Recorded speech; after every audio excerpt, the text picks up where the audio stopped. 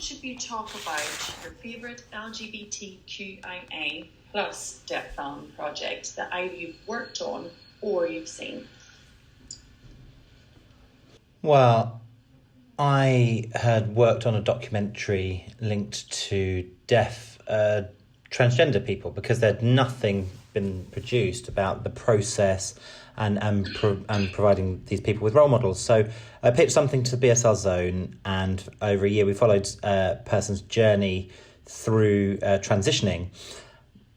But there were still barriers over lack of information, and it's crucial. I think that's why it's crucial to share that documentary so that young people and older people, because it does run across the age gamut, that can have someone that they feel is the same as them. And I really do like that project.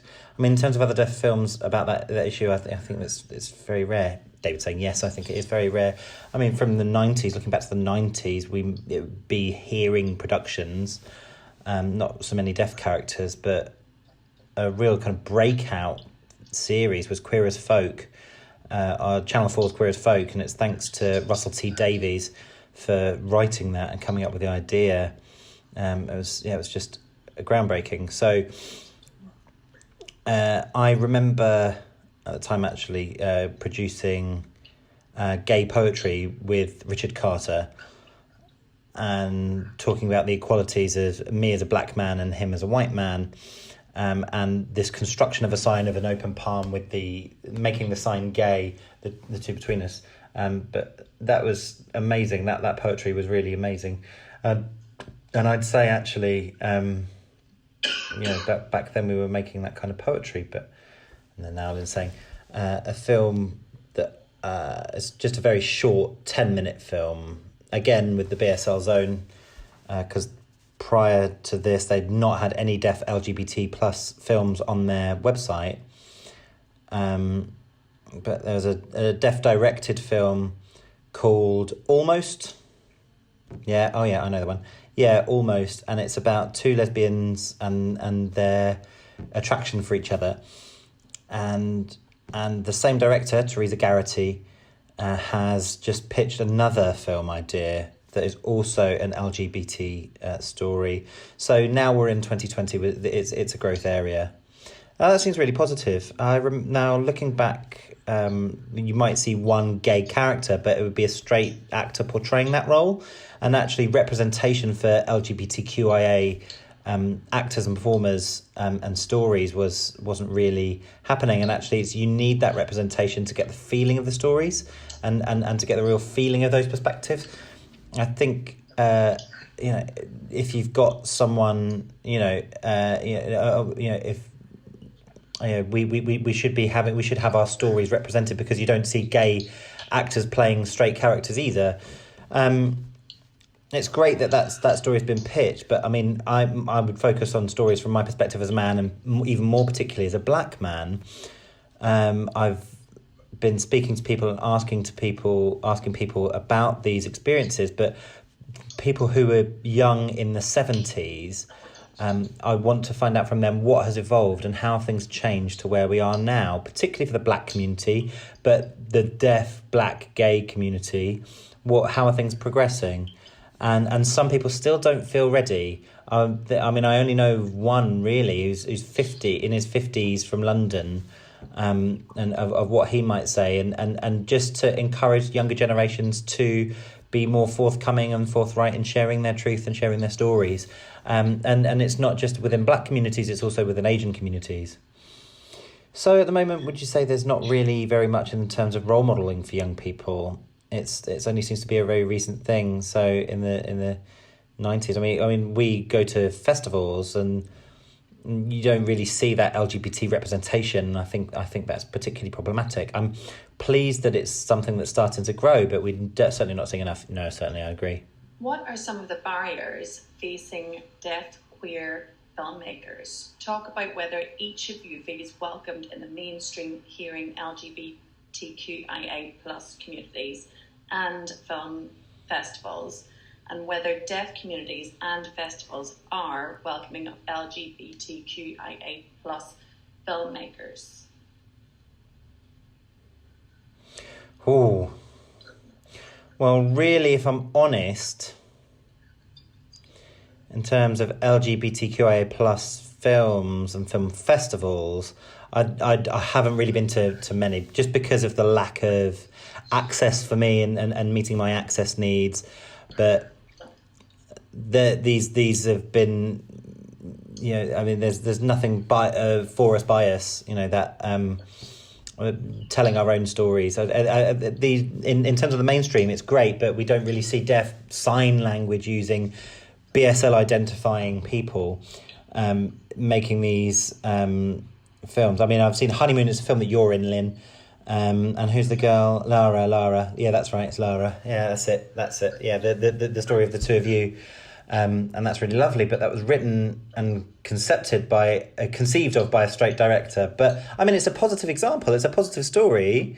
And in terms of what it does to try and encourage deaf filmmakers, yeah, you're right. That our director came from a minority herself, so there were similar cultural understandings between the two of us of that difference, and I actually applaud her for bringing in those stories of deafness and of being lesbian. I think is something really important. So in Bristol, I went to the M Shed, and it was the first time I'd seen a sign language interpreter there on the screen. I've seen lots of things on their screen. There's lots of from lots of different communities that are represented within Bristol, but nothing at all actually of deaf people.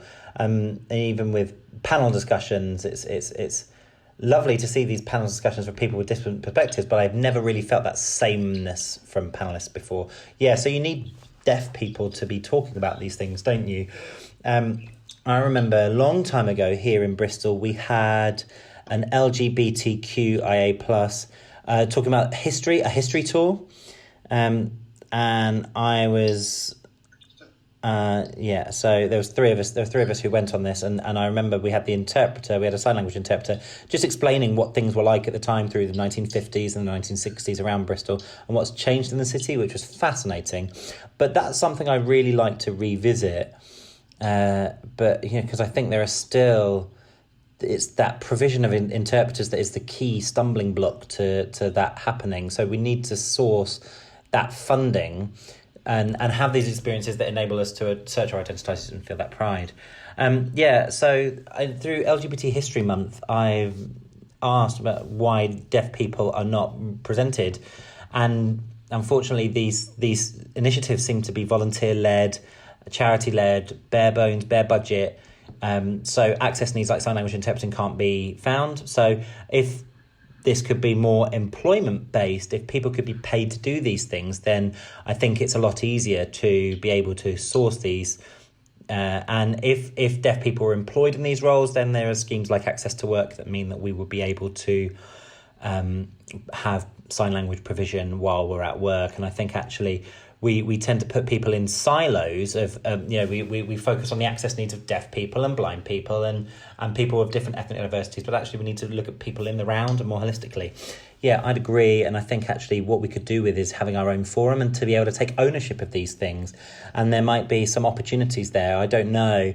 I mean, it might be that, why don't we have a list of LGBTQIA historians, and maybe that could be something that spreads even throughout the regions of the country.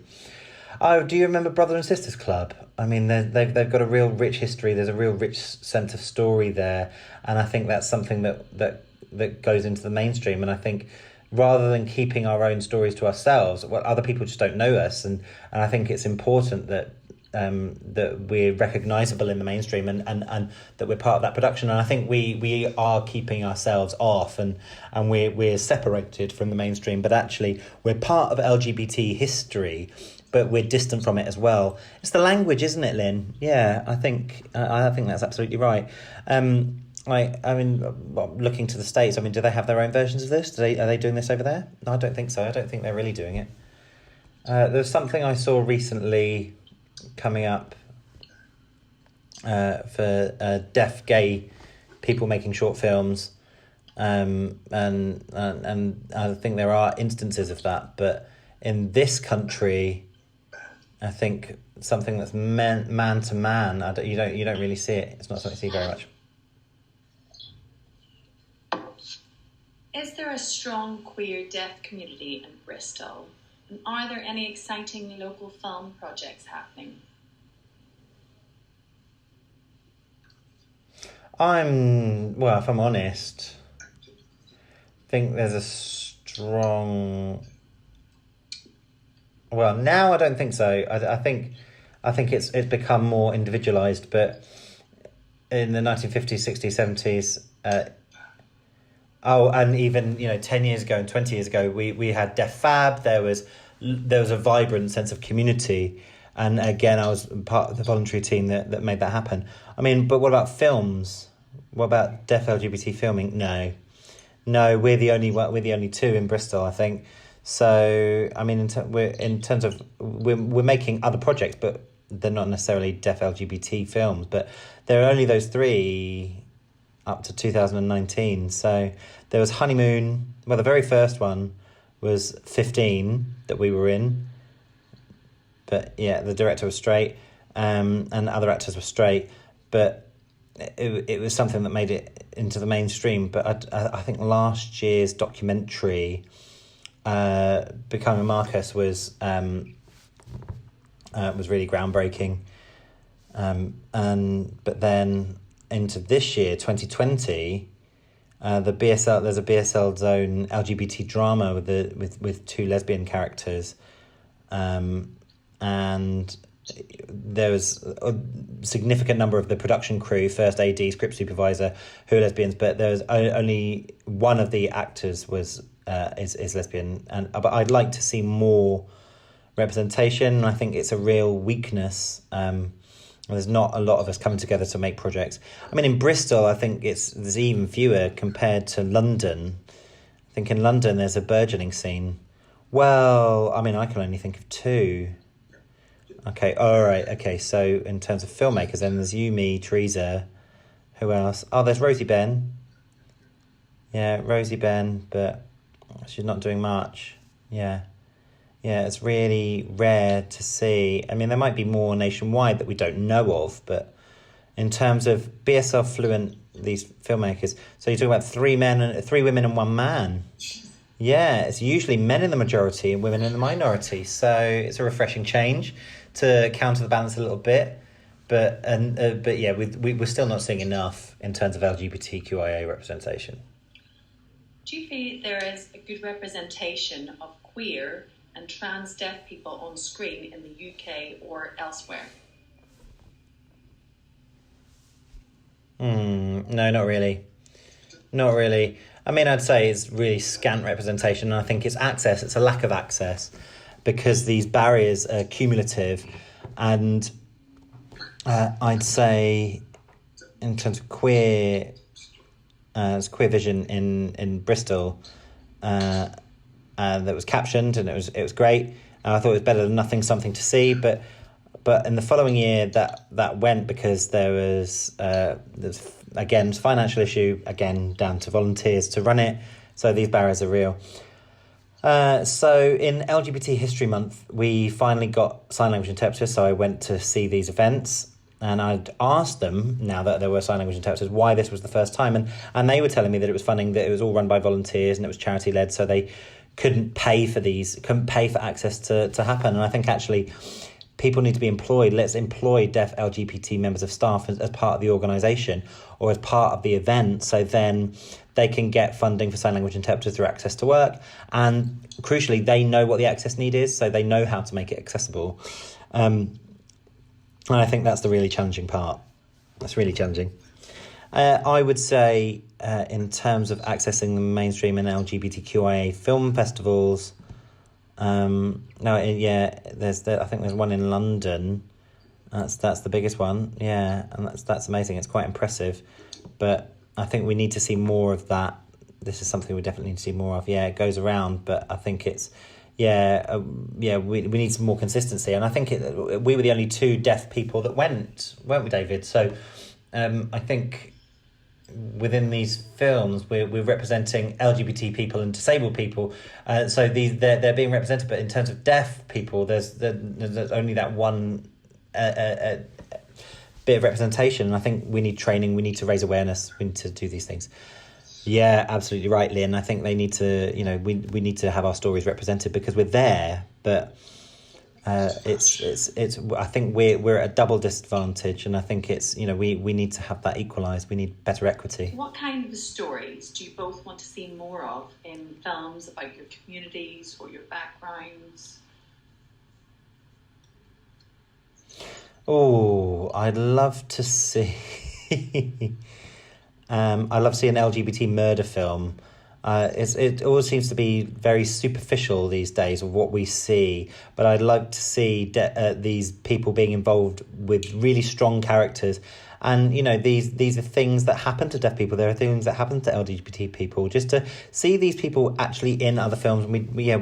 I hope going forward that actually in casting, that people aren't looking for a deaf character, like tokenism, Lynn, right? Yeah, exactly. Yeah, we need to change that. We really need just to have deaf people in a greater breadth and depth of films. I would really applaud Teresa Garrity for Almost. I mean, she's showing there that these love stories are happening, and it's really representative of the deaf community. Yeah, I think that's really, really great. Going forward, I must tell you this funny story. I met a Spanish person and we got talking, and he inspired me to write a story, which was fun, working in 2 different languages. But I put it together and then it sat on the shelf for a while. But basically it was about somebody who's really, really good at art and drawing, and they are in an art class and they got a text and they didn't know who it was from. And then it follows their journey on a little while, and they suddenly realise then that the person who'd sent the text was another member of the class. So a bit of a funny story, a bit of a script that I wrote. So is there anything else you want to talk about, or anything you think is important? Well, for me, I would say I think it's important that we work together and think of our skills as there's our deafness, there's our LGBT skills in any project, and it can be in any film, in any crew, in any productions, behind the scenes, and whether we're on screen. I think also that we need to think of the characters rather than thinking, let's convolute a story and contort a story so that it's got to be deaf related. That there are deaf characters and deaf role models on screen and behind the screen. Yeah, absolutely. And I think actually it's time actually, as British people that we're seeing people in stories like we see in EastEnders and Hollyoaks. There's something coming in EastEnders, isn't there? We've got deaf characters, but deaf LGBT, we're still not there. There's still a chance. We might be in those. We might see that. We might see that happen. Yeah, I think it'd be really good, like just to have that positive representation, and just to counter those narratives that deaf people can't do it, because we can. Deaf people can. Absolutely, yeah, we all can, and given the chance, and that's it. Thank you.